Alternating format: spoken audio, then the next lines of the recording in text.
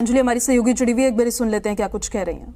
योगी भी कह रहे थे कि किस तरह से मतदाताओं की संख्या में जो है इजाफा भी हुआ है और पिछले सालों के मुकाबले इस बार 96 करोड़ से ज्यादा मतदाता जो हैं वो यहाँ पर वोटिंग करेंगे, जो चुनाव आयोग ने आंकड़े जारी किए हैं। तो उसके मुताबिक आप देखिए, दुनिया का सबसे बड़ा लोकतंत्र कहलाता है भारत, और ये वाकई एक पर्व ही है कि इतना बड़ा चुनाव उसको आयोजित कराना, उसको इस तरह से आयोजित कराना कि कोई अप्रिय स्थिति ना पैदा हो। उसको जगह जगह हर राज्य की अलग अलग तरीके की चैलेंजेस होते हैं, अलग तरीके की चुनौतियां होती हैं। तो राज्य स्तर पर भी चुनाव आयोग की टीम हर राज्य में जाकर दौरा करती है, वहां तैयारियों का जायजा लेती है, क्योंकि ये आसान काम नहीं है। तो इस पूरी जटिल प्रक्रिया को आसानी से कैसे सबके सामने पेश किया जाए, वही आज विज्ञान भवन में तस्वीरें जो है देखने को मिलेंगी। अलग अलग राज्यों में कब वोटिंग की जाएगी, कई ऐसे भी राज्य हैं जहां पर सभी चरणों में वोटिंग की जा सकती है, यानी 7 से अगर 8 चरण होते हैं तो हर चरण में वोटिंग करवाई जाएगी, क्योंकि उन राज्य या तो वो राज्य बहुत बड़े हैं। तो देखिए, जैसे हमारी सहयोगी बता रही हैं कि एक 543 सीटों को लेकर चुनाव कराना, पूरे देश में चुनाव कराना कहीं ना कहीं बहुत बड़ी जिम्मेदारी होती है, बहुत चुनौतीपूर्ण होता है, और वो स्मूथली हो जाए हर स्टेट में ये बहुत ज़रूरी होता है। अब कुछ स्टेट्स ऐसे हैं जहां पर स्मूथली इलेक्शंस कंडक्ट हो जाते हैं, लेकिन कुछ स्टेट्स ऐसे हैं जो सेंसिटिव जोन्स में आते हैं, जैसे पश्चिम बंगाल में सबसे ज़्यादा चुनौतियां होती है। इसके अलावा छत्तीसगढ़ में काफ़ी चुनौतियां होती है। CAA को लेकर बलराम, जो आप अपनी बात बोल रहे थे, उसको ज़रा कंटिन्यू कर लीजिए।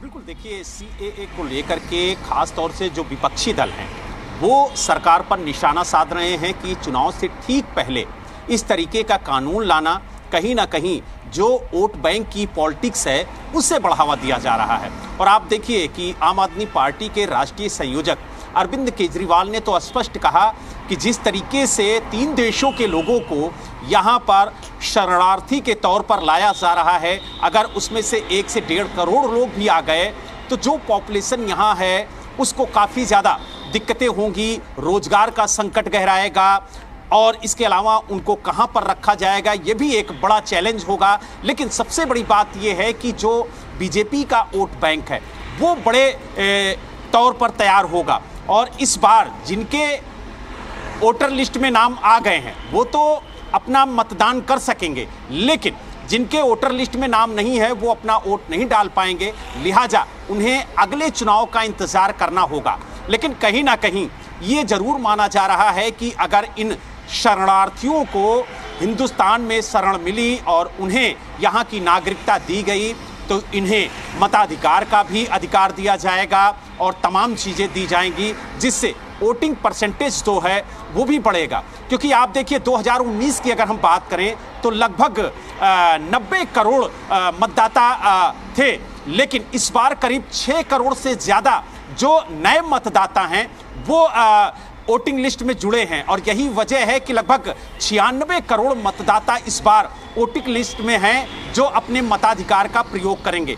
तो इस लिहाज से जो पोलिंग बूथ हैं वो भी बढ़ाए जाएंगे, सुविधाएं बढ़ाई जाएंगी, जो फोर्स है वो भी बढ़ाई जाएगी ताकि कानून व्यवस्था बिगड़ने ना पाए और शांतिपूर्ण ढंग से मतदान संपन्न हो। इसकी जिम्मेदारी चुनाव आयोग की होती है, और यही वजह है कि एक चरण में पूरे देश में चुनाव कराना संभव नहीं है, इसीलिए कई फेज में चुनाव कराया जाता है। मैं आपके पास वापस लौट रही हूँ, और विज्ञान भवन से ब्रह्म प्रकाश हमारे सहयोगी लगातार हमारे साथ बने हुए, सुन लेते हैं क्या कह रहे हैं। पहले फेज के लिहाज से तो लिहाजा माना जा रहा है कि 16 या 17 अप्रैल वोटिंग की पहली तारीख होगी, और जो अंतिम फेज होगा वो माना जा रहा है कि पिछली बार जिस तरह से 19 मई था, और इस बार जो है मई का अंतिम सप्ताह हो सकता है। तो एक सप्ताह की आप इस तरह से अंदाजा लगाइए कि 2019 के मुकाबले तकरीबन एक सप्ताह देरी से इस बार का इलेक्शन चलेगा, लेकिन मई अंत तक जो है आप काउंटिंग हो जाएगी, इस बात को मानकर चलिए।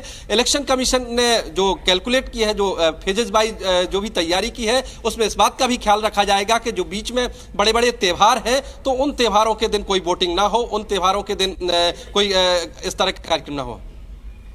देखिए, जैसे हमारे सहयोगी बता ही रहे हैं, विज्ञान भवन से हर एक अपडेट अभी फिलहाल, क्योंकि इलेक्शन कमीशन की तरफ से सारी जानकारियां 3 बजे के लगभग दी जाएंगी। और एक बार फिर से बलराम का रुख कर लेते हैं, हमारे सहयोगी हमारे साथ लगातार बने हुए हैं। बलराम, वैसे तो ये जो दिल्ली सरकार है उनकी तरफ से फैसला लिया गया है और दिल्ली सरकार के बजट में ही महिला सम्मान निधि जिसका जिक्र किया गया, लेकिन इस तरीके से जो स्कीम अब दिल्ली सरकार द्वारा चलाई जा रही है उसको लेकर क्या कुछ जो फर्क है वो पड़ सकता है अभी कमिंग इलेक्शंस में, इसको लेकर आप बताइएगा। उससे पहले एक बार रविंद्र के पास चलते हैं, सुनते हैं क्या कुछ कह रहे हैं। पर्टिकुलर विधानसभा क्षेत्र में उस दिन इलेक्शन नहीं होता है, वोटिंग नहीं होता है, तो ये हर चीज़ पर ध्यान रखा जाएगा, चाहे जितना आपने नाम ले, रामनवमी हो या होली हो या दूसरे पर्व हो। एक राष्ट्रीय पर्व के तौर पर अगर बड़े बड़े पर्व त्योहारों को देखें, स्थानीय पर्व पर और जो स्थानीय में रीजनल जो होते हैं उन पर्वों का भी ध्यान रखा जाता है। एग्जाम का तो प्रॉपर केयर करता ही है, तो कहीं ना कहीं ये इसलिए 7 से 8 फेज होता है, आप देखिए। और इसीलिए हर राज्य में एक साथ चुनाव भी नहीं होता है। आपने बिल्कुल सही बोला कि 20 राज्यों में हुआ था फर्स्ट फेज में, लेकिन उन 20 राज्यों में 91 ही सीट पर हुआ था, 90 से करीब। तो आप समझिए कि फर्स्ट पेज में एक पर्टिकुलर राज्य में कितने कम सीटों पर होता है, तो सब चीज का ध्यान रखा जाता है। और लोकतंत्र का पर्व है ये, जिस दिन अभी 3 बजे के बाद जब ऐलान हो जाएगा, जैसे हम आप इंतजार करते हैं, जैसे आप इंतजार करती हैं, तो लोकतंत्र का ये पर्व है। और जो तमाम लोग राजनीति में अपनी दिलचस्पी रखते हैं उनके लिए तो आज का दिन बेहद महत्वपूर्ण है। बलराम का एक बार रुक कर लेते हैं। बलराम, जैसे मैं महिला सम्मान निधि की बात कर रही थी, हालांकि वो प्रदेश सरकार की तरफ से फैसला लिया गया है, लेकिन क्या ऐसी जो स्कीम्स होती है वो लोकसभा इलेक्शंस पे भी कुछ इम्पैक्ट डाल सकती है? बलराम, बिल्कुल, देखिए, सरकार की योजनाओं का लाभ सरकार को जरूर मिलता है और जो पार्टी सत्ता में होती है उसका लाभ उसे चुनाव में मिलता है। और यही वजह है कि जो मुख्यमंत्री महिला सम्मान निधि योजना है उसको दिल्ली सरकार लेकर के आई है। सितंबर अक्टूबर से उसका लाभ दिल्ली की महिलाओं को मिलना शुरू हो जाएगा। लेकिन जिस तरीके से सरकार ने महिलाओं के बारे में सोचा है तो उसका थोड़ा बहुत असर तो लोकसभा चुनाव में देखने को मिलेगा। लेकिन जो लोकसभा चुनाव होता है वो केंद्र के मुद्दों पर होता है, नेशनल मुद्दों पर होता है, इसीलिए जो क्षेत्रीय मुद्दे होते हैं वो बहुत ज़्यादा इम्पैक्ट नहीं डाल पाते हैं। लेकिन कहीं ना कहीं जो सरकार की योजनाएं होती हैं, जो पॉलिसी होती है, उसका लाभ जो सत्ताधारी पार्टी होती है उसको जरूर मिलता है। लेकिन अब देखने वाली बात ये होगी कि जो महिला सम्मान निधि योजना दिल्ली सरकार लेकर के आई है उसका कितना लाभ इस लोकसभा चुनाव में उसे मिलता है, क्योंकि इस बार तरह के स्कीम भी लाई है, कई तरीके की योजनाएं वो लेकर के आई है। और साथ ही इंडिया गठबंधन के तहत आम आदमी पार्टी चुनाव मैदान में उतरी है, तो यानी दोहरा नजरिया इस बार देखने को मिल रहा है आम आदमी पार्टी का। एक तरफ तो वो इंडिया गठबंधन के तहत चुनाव मैदान में उतर रही है, यानी आम आदमी पार्टी और कांग्रेस जो पहले एक दूसरे के आमने सामने होते थे, आज सहयोगी दल के रूप में एक साथ चुनाव मैदान में उतर रहे हैं। दूसरी तरफ जिस तरीके से आपने कहा कि महिला सम्मान योजना लेकर के दिल्ली सरकार आई है, ऐसी तमाम योजनाएं लेकर के आई है। आपने देखा होगा कि आज ही अधिसूचना जारी हुई है एक दिल्ली सरकार की पॉलिसी को लेकर के, जो सोलर पॉलिसी थी, और सरकार का दावा था कि इससे दिल्ली के लोगों का जो बिजली का बिल है वो 0 होगा। तो ऐसी तमाम योजनाएं हैं जिसका लाभ विधानसभा चुनाव में सीधे तौर पर आम आदमी पार्टी को मिलता हुआ दिखता है। लेकिन अब इन योजनाओं का लाभ लोकसभा में किस तरीके से आम आदमी पार्टी को मिलेगा, क्या जो दिल्ली की जनता है वो इन योजनाओं को मद्देनजर रखते हुए आम आदमी पार्टी के पक्ष में वोट करती है या फिर एनडीए यानी भारतीय जनता पार्टी के पक्ष में वोट करती है?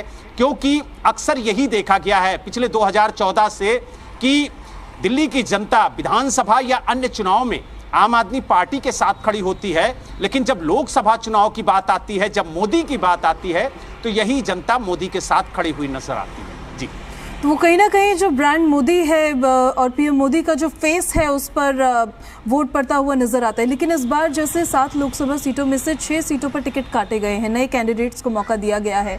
बीजेपी की जो ये स्ट्रैटेजी है, क्या ये स्ट्रैटेजी इस बार वर्क कर सकती है, या फिर क्योंकि 10 साल अब हो गए हैं तो एंटी इनकम्बेंसी कोई फैक्टर प्ले करता हुआ नजर आ सकता है कहीं ना कहीं?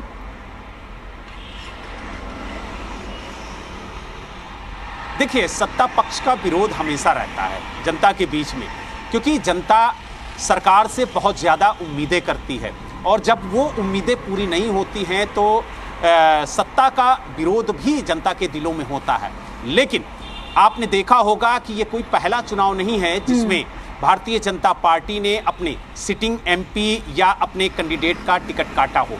इससे पहले भी कई चुनाव हुए हैं, कई राज्यों में विधानसभा चुनाव हुए हैं, जहां पर बीजेपी ने टिकट काट कर अपने सर्वे के आधार पर नए चेहरे को मौका दिया। और ये जो कहा जाए एक तरीके से रणनीति है बीजेपी की, वो कारगर भी साबित हुई है। और यही वजह है कि इस फार्मूले को कई राज्यों में बीजेपी ने आजमाया है इस बार भी, कि इस फार्मूले के तहत अगर हम जाएंगे तो जनता की जो नाराजगी है वो मोदी से नहीं है, भारतीय जनता पार्टी से नहीं है, कैंडिडेट से है, एमपी से है।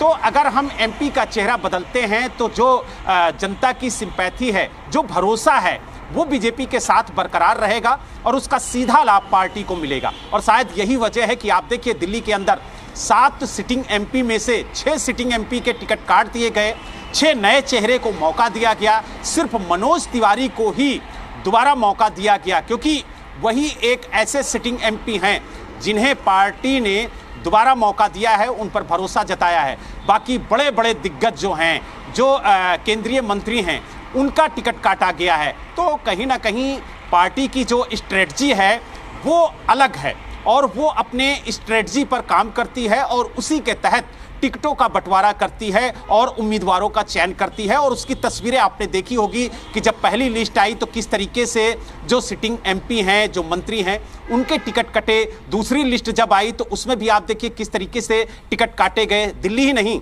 चाहे उत्तर प्रदेश की हम बात कर लें या अन्य राज्यों की बात कर लें, वहां पर भी सिटिंग एमपी के टिकट काटे गए हैं। तो ऐसे में जो बीजेपी की रणनीति है उसके तहत वो काम करती है और वो इंटरनल सर्वे कराती है, साथ ही पार्टी अपना सर्वे करती है और उसके आधार पर वो फैसला लेती है। और जिस तरीके से रिपोर्ट आई है सर्वे में, उसमें कई एमपी के कई मंत्रियों की जो रिपोर्ट है वो निगेटिव आई है। यही वजह है कि भारी संख्या में जो टिकट है वो कटे हैं। जी ठीक है बलराम, बहुत शुक्रिया आपका इन सारी जानकारियों के लिए, मेरे हर एक सवाल का जवाब देने के लिए।